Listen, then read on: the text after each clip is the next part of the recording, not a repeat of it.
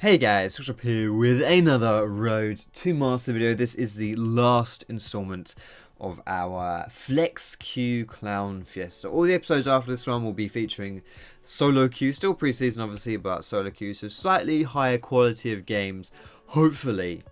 But today we're starting with a whole bunch of games, and this will be the last one of our Flex Q, so don't worry if you're bored of seeing that. Now, this is going to be a little bit of a depressing episode to watch if you like seeing me play really well. This is a bit of a boosted monkey episode, to say the least. Now, you guys know me. I'm pretty streaky when it comes to games. I don't know if you've actually noticed this watching, but you'll see that I had played really well in like one game and then play absolutely awful in another game. And I think this is, yeah, it may be a bit of an example of how that can happen, because you saw last episode I was playing with like LCS players and carrying, actually doing really well in those, you know, just carrying against LCS players. And then I'm gonna have a pretty boosted monkey performance today, so I don't really know how that happens, but yeah, there you go. So to start the day off today, we're playing Hecarim. Hecarim is probably one of the strongest junglers in season 7. I think he's really solid overall for solo queue. He kind of replaces Olaf, in my opinion, as that kind of like ghost jungler who's really strong. He's solid with the new mastery. He's even better, and I'm starting today off as well by camping top lane. Now you saw I've already done 2 ganks to top lane. I've got loads of kills onto this Yasuo early. For me, this is really important because the enemy top laner Tryndamere, he's someone that snowballs really hard. And Yasuo, our top laner, is also someone that snowballs quite hard too. It's a very volatile lane in that sense. So whoever gets the jungle help is really going to pop off in that lane. Like if Yasuo falls behind, Tryndamere's going to dick all over him. But if Tryndamere gets behind, then Yasuo can do similar things as well. So it was my intention this game to camp top lane, get this Yasuo snowballing, so Yasuo can just take over the top lane by himself and have no problems there.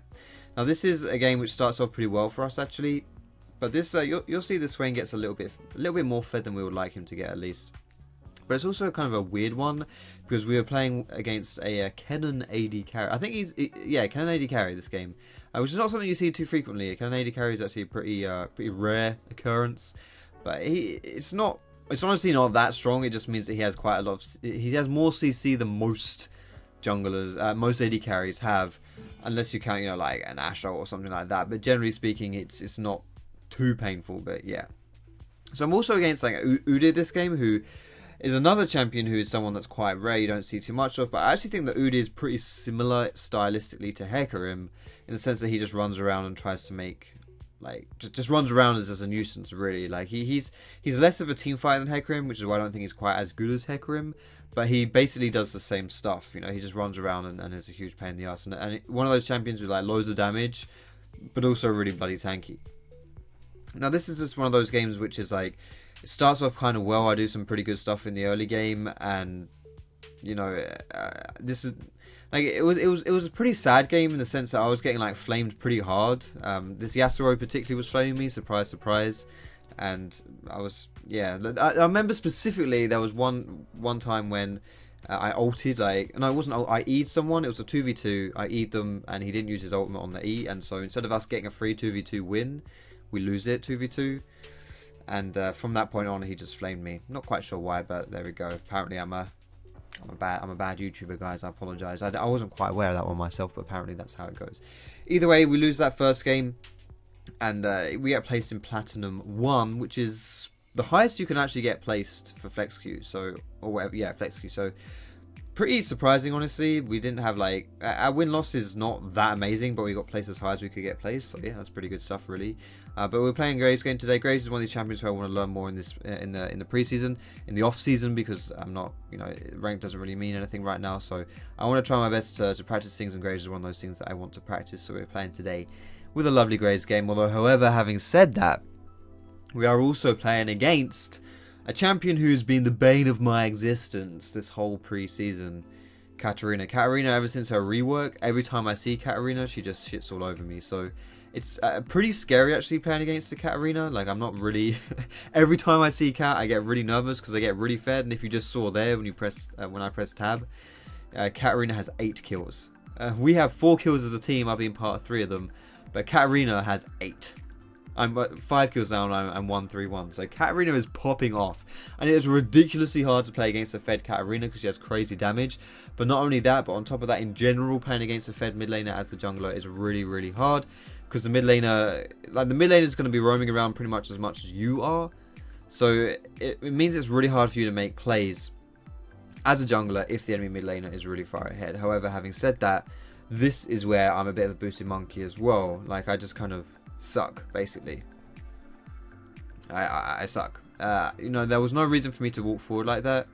I mean, at the same time, it's not being given the best performances by my allies either, but it doesn't matter because like I've just been sucking really bad this game. Like, well, to be fair, this game looks like I played awfully 1-6.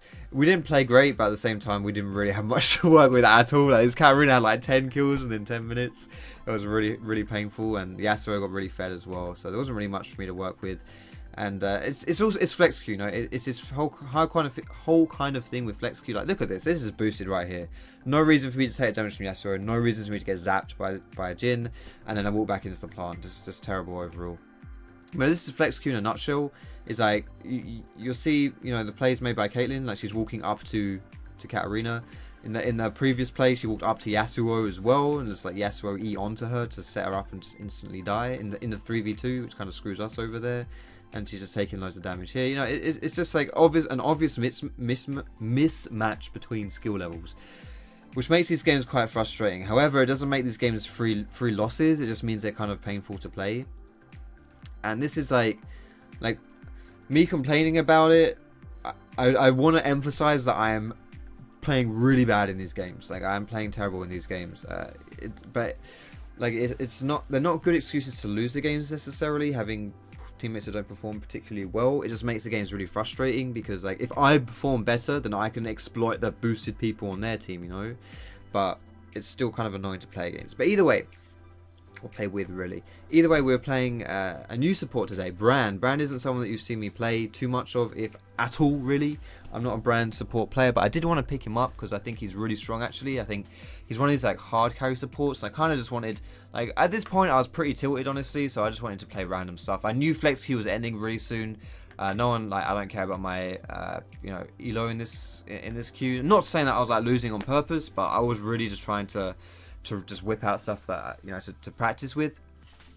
So we're picking up Brand for that this game. And we get the level 2 power spike here. So it's 2 level 1s versus level 2s. So I just play aggressive for that because the level 2 power spike is obviously what you want to play for to you know, win win the 2v2. But I go aggressive, but sadly I'm the only one who goes aggressive, so we actually lose a 2v2 when we get the level 2 power spike, which is pretty unheard of. I generally don't think I've ever seen that happen before. I've never had that happen against me, and I've certainly never even had it happen like for me as well. That's just like something which is very peculiar. That does not, you know, just very, very strange. I'm not sure how that happened. I'm not sure. I didn't expect it to happen, and I don't think it ever will happen. So it will ever happen again. Just random stuff. But basically, we're kind of feeding pretty hard this game. We're practicing some things. We're doing a lot of damage, actually. Like, you can't really see the boring stuff, like the lane phase and stuff. Whoops, punching my desk there. But I'm doing a lot of damage still, which is pretty important. Like, I kind of feel like that's how I want to play Brand anyway. Just like, you just have loads of damage. You put a lot of pressure on people, and that's pretty much it, honestly. Like, yeah, you've got some decent utility as well with the stun on your Q, and you've also got, if you buy Riley's, then you'll have the slow from that as well. But in general, generally speaking, it's mostly just like damage, really. That's why you pick Zed. Not Zed, sorry. That's why you blow up Zed, but that's why you pick Brand. So yeah, I was actually having a lot of fun with this, so I want to practice him a lot more as well, because obviously this isn't the best game to go by. I mean, my team's halfway kills down already. And yeah, you know, like, we're not like, I would like to see how he plays in team fights when the team's a little more equal. Because right now, if I get anywhere near an enemy, like any enemy, I pretty much just die, honestly. Like, these guys are all so bloody fed. Of course, having said that, though, like, I'm certainly not going to complain that I lost this game, because this is certainly not a game that I'm like, holy shit, I should have won this game. Definitely not. But either way, it's, you know, I just didn't really feel like I could get a lot of good practice with Brand in this game. But still, this is one of those games where, like, I bought the broken kind of redemption item, seeing if I can get a good use out of that. Looking for a spot to put it down. There we go. Pretty good spot actually to put it down there. It zones the enemy team. Heals Singed as well. Perfect stuff. But Singed is not strong. He's not strong enough to do that. I'm trying to be a bit cheeky. Maybe I can get some bounces. Get the enemy... Like, if this ult bounced on Ez and Zed, maybe that would have done some good stuff. But, you know... Actually, as it turns out, it doesn't. So we lose this one pretty handily as well. We're actually less than half their kills in a 28-minute game, which is... They got 40 kills in 28 minutes. Pretty good, actually, for them. We got pretty stomped hard. But after a point, I'm just feeding my ass off on this guy. Like, when the enemy team's all really bloody fed, and you're playing someone like Brand, you know, if you're all about the damage and you don't have the damage, then and you're really squishy, then you just die instantly. And you don't actually do any damage yourself. So that's pretty much what happened in this game, was that I got put in a position where I had zero, well, not zero impact, but you know what I mean. This is one of those games. Just one of those games, not too much to say about it, really. And yeah, I'm sorry to play spoiler, but there is no miraculous comeback here. This is me just running around, seeing whether or not I can boost my damage stats here, which not really gonna be too expecting here. But still, you can see the face in the corner there. I was like, whew, that was definitely one of those games, boys. Definitely one of those games. Either way, I think we get to take a quick look at the damage charts here. I think we do, at least, because you can kind of see, like, for my first Brand game, that damage isn't so bad, you know, third highest on the team, 9,000 damage coming out of our AD carry, not really too good, but still, it's whatever. Moving on to another game. The next game here, boys and girls, I've changed up the skin as well, because my Police Grave skin wasn't working too well, so now we've gone with Mafia Graves. And now, great, again, like I said, Graves is someone who I want to practice, want to get better on, so here we go. And as you can see in the mid lane, if you take a cheeky look in the mid lane here, something which may be rather disconcerting for you, at least for me as well, there's a Katarina in this mid lane. Now, what do we say about Katarinas? They always get really fed. Either way, here we find Lee Sin quite out of position here. He's just used his Q as well. He's dedicated way too hard onto the Scuttle Crab. So I think I can go in and get him, but as it turns out, holy shit, Katarina does ridiculous amounts of damage in the early game. She, like, pretty much just, I don't know how she did it, but she just completely wiped out TF there as well. So considering that Lee Sin was kind of low, like he tanked loads of damage from me, he used his primary damage ability there. That should have been a pretty easy 2v2, and TF got the roaming first. For us to lose that, it was pretty surprising. And this here as well is tilting as fuck. Holy shit. Like, holy moly, like, god damn. It's just, it fills me with tilt plays like that. It's just like, it takes zero effort to save me in that situation, man. Zero effort. We should get a free kill there, but instead just completely screw me over. Like, it's so frustrating. You're playing a champion who's, like, known for his ability to just endlessly cock block champions as well, by eating allies to save them. You don't even bloody eat me to save me. Oh, god damn. Anyway, skirmishing starting in the jungle here as well. This is one which we have to be really careful of, because skirmishes against the Katarina generally don't work in your favor. But the enemy team did, did go pretty hard to try and kill me here. So they all came in and then actually ended up going too hard to try and kill me. I'm not quite sure what this Lee Sin play was, but it actually ended up being really good. Like, he tried to do some kind of sexy, like, insect play, but failed miserably. But he actually did kick me into like 3 people, so that's pretty smart actually. In the end, mate, good job. You completely ballsed it up, but that was, you know, unintentionally really good. And look at that, Katarina, 7 kills, excellent stuff. The enemy team has 9 kills, and Katarina's been part of pretty much all of them. Isn't that a great thing to behold? Beautiful thing to behold. And look, she jumps in, pow, pow, pow, wham, bam, thank you, man, everyone's dead. Excellent stuff. GG, no re. I don't know what it is about the new Katarina, man. She gets really fed whenever I play against her. This is, seriously. Now, Shaddy, being the little rascal that he is, Shad wants to... You being a pain, Shad? You being a pain, Shad? Well, yeah? Do you want me to let you out? Alright, I think he can smell that someone's cooking dinner downstairs. Let me go and let... Go on, Shad. There you go, Shad. How'd you go, bro? Good boy. Excellent stuff. At this point, the game is, like, pretty over, honestly. I think, in my opinion, it's pretty over. Like, going against such a fed Katarina is, like, really, really painful. Like, really hard for us. However, having said that, we do have...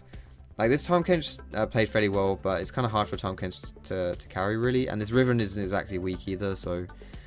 Like, it's not... We don't have the best...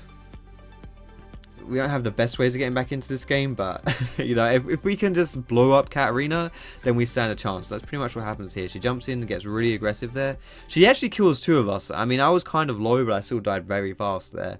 But Thresh just instantly dies as well. So, But I mean, it's okay, really. It's okay. Like we get some things. Maybe there's a bit of a comeback coming in here. The enemy team getting a bit greedy. That's pretty much what you got to rely on here. We've got to rely on the enemy team just like overstepping massively, and the fact that the enemy team only really has one massive carry bag. I mean, it's not like there's only one person on the enemy team that's gonna, you know, is like useful. That's not true. Lee Sin's pretty useful. Riven's pretty useful, but you know, Jinx really isn't useful at all.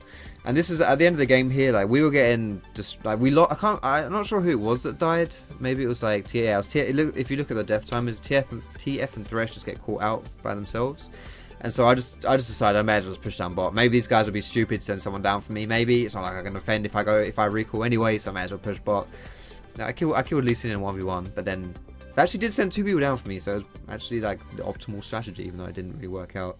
But again, damage charts, pretty bloody disgusting. I had almost the second highest damage. I had second highest damage on my team and almost the second highest damage on their team as well. But yeah, again, just a awkward game and Katarina popping off once more. But honestly, like I think one of the biggest things to note about these games, in my opinion, like I'm doing okay stuff. Like I know my scores are terrible, but the worst thing about it is that I'm just like feeding. Like, I die way too much. And this is something which I muck up on as well here. I don't respect the fact that Ahri has ignite. So it really, you know, like I basically just fail the early game there because I don't realize that she actually has ignite. A bit of a questionable lantern there, but it's whatever. This is like really poor play here though. Like there's so many things I can analyze about how bad this play is. Get hit by the charm, tank. Like I completely whiff my combo. Tank the bloody second half of the... Like, don't dodge any skill shots. Completely waste my flash. Like, holy crap. I was kind of... if I remember correctly, I was kind of out-pressuring this Ahri as well. Like, I had more... I can't... I'm not 100% sure if this is true or not, but I'm pretty sure I had, like, more CS than her. I forced her back, like, to recall and stuff. Like, I actually had the upper hand on that Ahri. But then I just, you know, just did some really dumb things like that. And just... Yeah, it was just really... Like, seeing stuff like that, watching it back, it's just so painful. Like, I know I'm on tilt when stuff like that happens. Like, that was honestly, like, a bronze level play right there. Like, just no excuse, really. I'm still 2, 3, and 6. Like, I'm not, you know, I'm not really bad. I'm not losing my team in the game by any means. I've got, like, the same CS as the enemy mid laner. I've got more kill participation than her. So I'm doing okay, but really nothing special.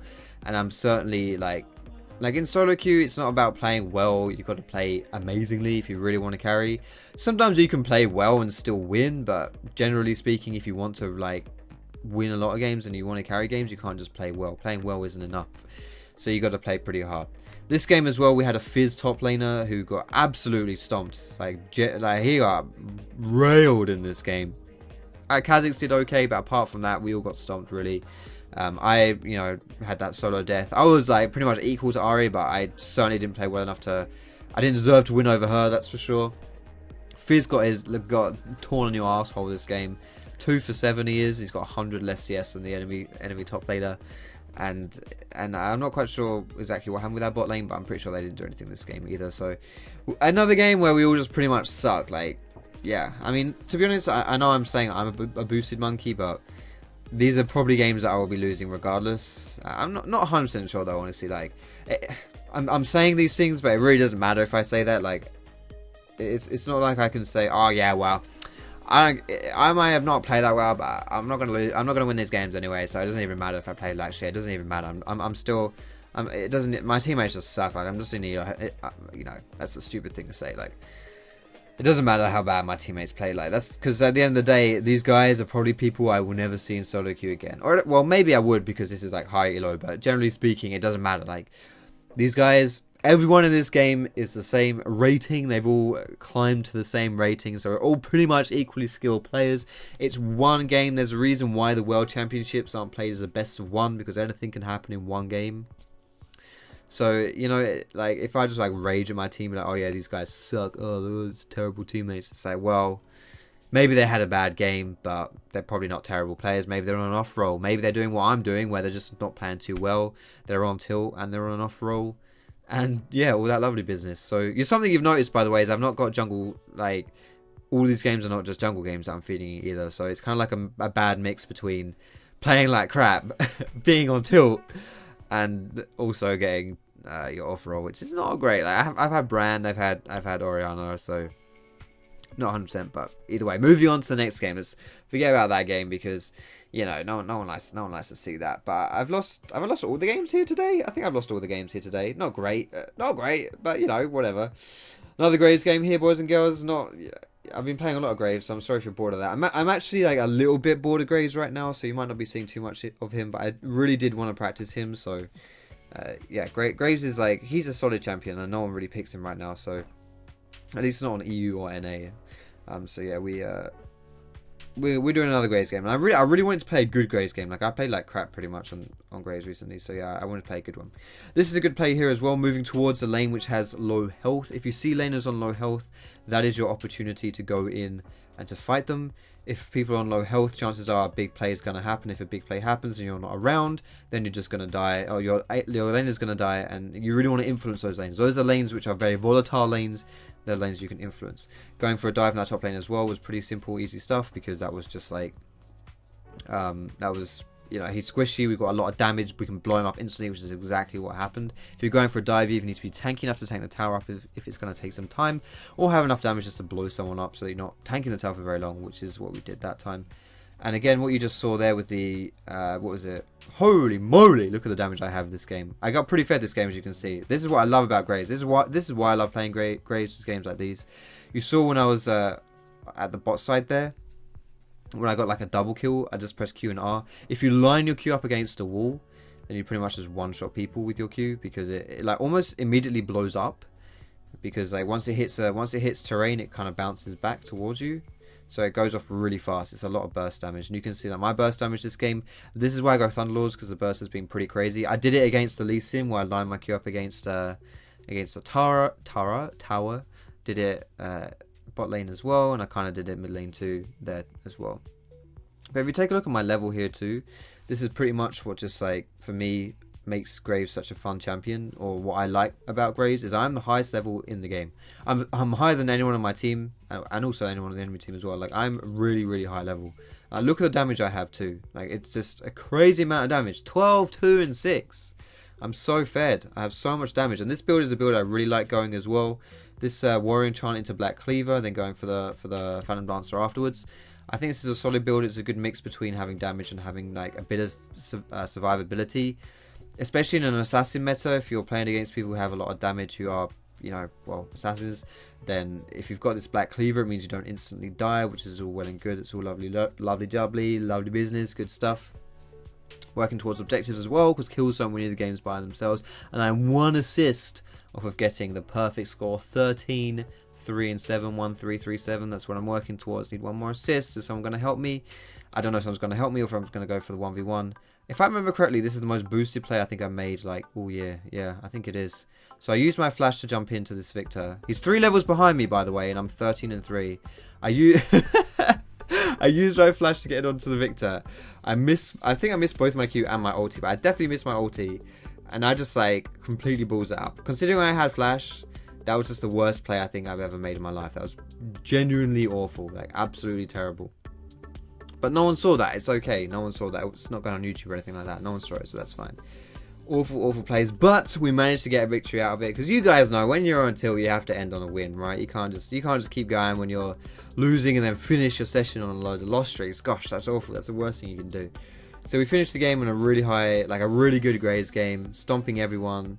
Almost the highest damage of my team, but still really high damage. Just easy peasy, lemon squeezy, great stuff. Anyway, thanks a lot for watching this video, boys and girls. We will continue with the next episode with just a pure solo queue episode. None more of this flex queue nonsense, just solo queue. Thanks a lot for watching, boys and girls.